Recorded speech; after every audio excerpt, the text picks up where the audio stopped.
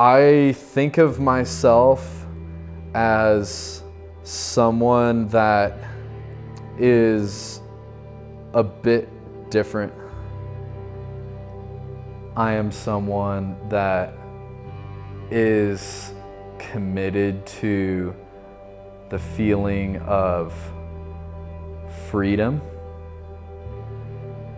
I am someone that consciously desires experience that seems unorthodox.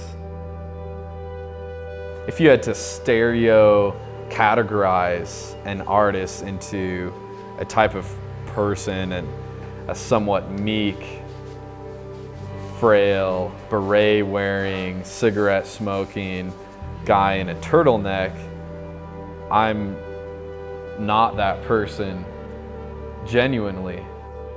Connor Liljestrom is a warrior poet. I think in one sense, Connor is a very peaceful, pensive, thoughtful, introspective person. In the other sense, I participate with him on the rugby pitch, and figuratively, literally, we go to battle. The shiner is just a little rugby souvenir. I was looking in the mirror earlier trying to see if there's some variations that I should start using within this color palette. What would you say to people who come into the gallery and are like, I'm not an art person? To that, shame on people for making others feel that a form of human expression isn't theirs to be aware of or experience. I want people to feel that if they haven't had the door to the art world held open to them before, that this is a place that's going to do that. The nice thing about this space is, it can be a kid that is 10 years old that maybe likes art, or somebody that's like in their mid-50s that has never been in a gallery in their life, and maybe they just get drawn to it and exposed to it where they might not normally be. I think it's a really cool approach to it.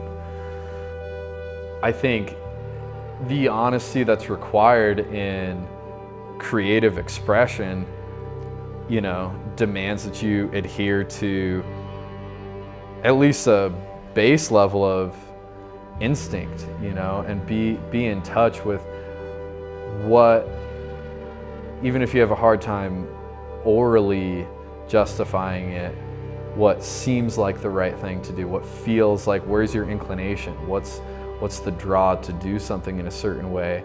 And for me, I'm drawn to this size and the kind of world that gets created in front of you at a certain scale, where your field of vision